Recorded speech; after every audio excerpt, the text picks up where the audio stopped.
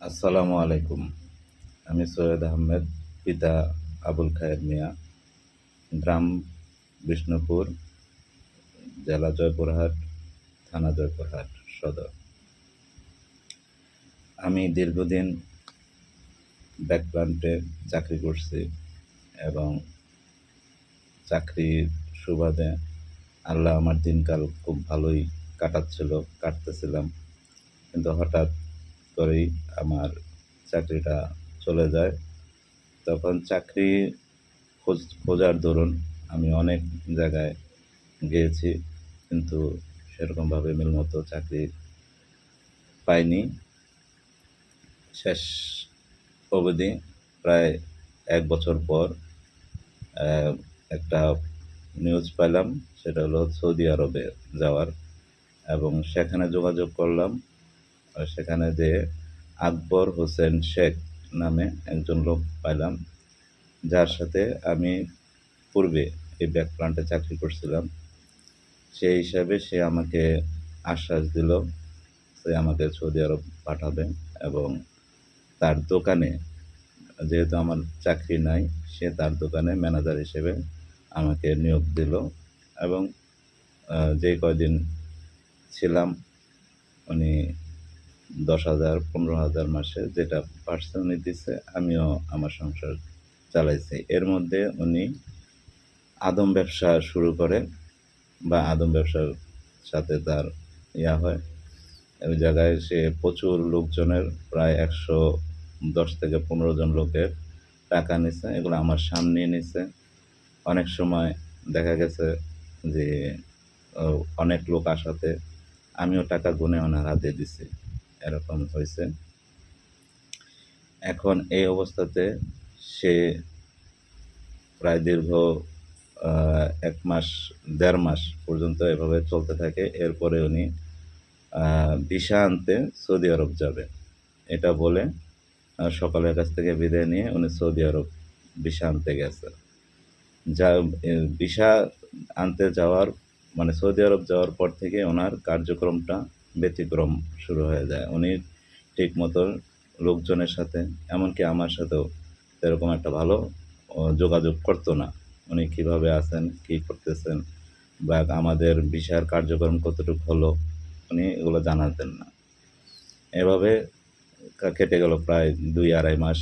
এর মধ্যে ১.৫ মাস। এর মধ্যে উনি হঠাৎ করে আমাকে ফোনের মাধ্যমে ওনার দোকান থেকে যে বন্ধ করে দেওয়ার জন্য বা নির্দেশ দিল।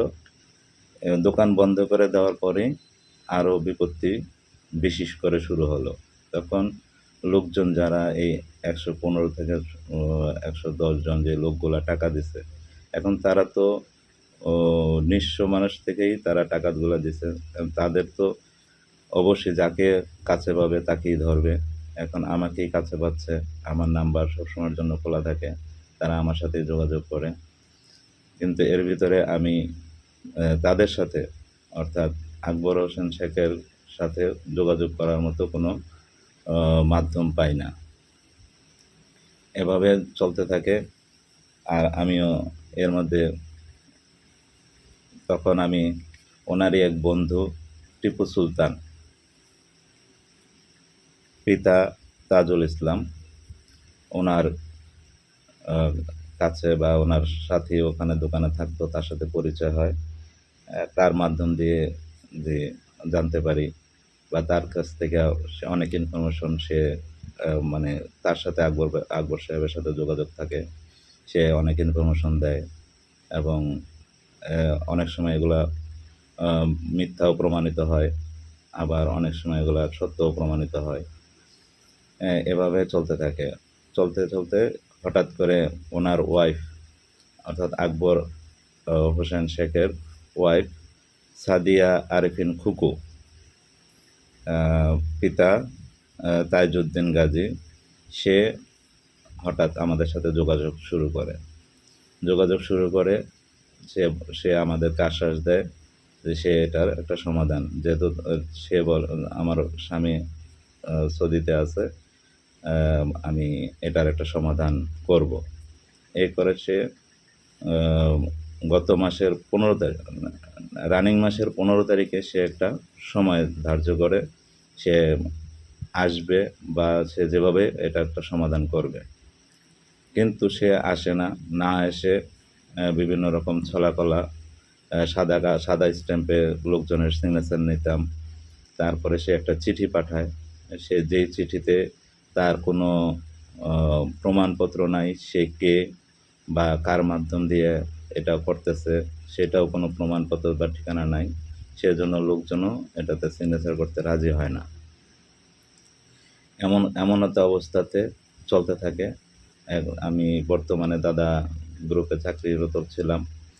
এখানকার এলাকার জাকির হোসেন নামে এক ছেলে গত 21 তারিখে আমাকে আটক করে এবং সেই পর্যায়ে তখন আমি মানে তার ইয়াতে জিম্মাতে চলে যাই। তারা আমাকে অনেক রকম কথাবার্তা বলে। বলার পরে আমি আর কোনো কুল কিনারা না পেয়ে আমি আবার সাদিয়ার সাথে যোগাযোগ করার চেষ্টা করি, সাদিয়া আরেফিন টুকুর সাথে। কিন্তু ওনার যে ফোন বন্ধ পাই। পরে ওনার মেসেঞ্জার আইডিটা পাই। মেসেঞ্জার আইডিতে আমি নক দেই এবং ফোন দেই। তখন উনি আবার আমার সাথে কথা বলে। কথা বলার পর উনি 999 ফোন দিয়ে পুলিশ পাঠায়। এখান থেকে আমাকে সাদা স্ট্যাম্পে সিগনেচারের মাধ্যমে এখান থেকে আমাকে ওনার সাথে থানার কর্মকর্তা কথাবার্তা বলে আমাকে একটা ঘরের ভিতরে নজরবন্দি হিসেবে রাখা হয়। কিন্তু উনি বুধবার দিন মানে ওনার থানার অফিসারের সাথে কথার মাধ্যমে যে ফয়সালা হবে বুধবার দিন, কিন্তু বুধবার দিন উনি কোনো রকম ওনার মেসেঞ্জার আইডি ওপেন রাখে না বা আমি ওনার সাথে কোনো যোগাযোগ করতে পারি না। এমত অবস্থায় বুধবার, আজকে বৃহস্পতিবার, কিন্তু তারপরও ওনারা আমার সাথে কোনো যোগাযোগ করতেছে না। কিন্তু আমি তো এখন এখানে যে সাদা স্ট্যাম্পে সিগনেচারের মাধ্যমে যে আমি নজরবন্দি হিসেবে আছি, এখান থেকে মুক্তিরও কোনো ব্যবস্থা করতেছে না। আর উনি আমি বিপদে পড়ার ফলে ওনার যে মেসেঞ্জার আইডিতে কথা বলাতে অনেক লোকজনের ধারণা যে আমি ওনার ঠিকানাটা জানি বা জেনেও আমি ওদের কাছে লুকোচ্ছি, কিন্তু এটা আদৌ তো সত্য না। প্রয়োজন বললে আপনি আল্লাহর কসম কাটতে পারি যে আসলে ওনাদের ঠিকানা আমার জানা নেই। যদি জানা থাকতো তাহলে আমি যে বিপদে পড়ে আছি এখন বর্তমানে, তাহলে আমি নিজেই এখান থেকে উদ্ধারের চেষ্টা করতে পারতাম, কিন্তু সেটা আমার পক্ষে সম্ভব হচ্ছে না। এমতো অবস্থায় আমার শারীরিক অবস্থা এবং মানসিক অবস্থা খুবই বিপর্যস্ত। এমতো অবস্থায় যদি প্রাকৃতিকভাবেও যদি কোনো কিছু হয় আমার জীবনের বা আমার মেন্টালিভাবে যদি বিপর্যস্ত হয়ে আমি যদি কোনো দুর্ঘটনার করে ফেলি, এর জন্য সম্পূর্ণরূপে আকবর হোসেন শেখ, পিতা বদিউজ্জামান শেখ, উনি এবং সাদিয়া আরেফিন ফুকু, যেটা হচ্ছে আকবর হোসেনের শেখের স্ত্রী, এবং কিছুটা হলেও আমি এখানে টিপু সুলতানকেও দায়ী করব। এরা তিনজনই আমার এই দুর্ঘটনার জন্য দায়ী থাকবেন।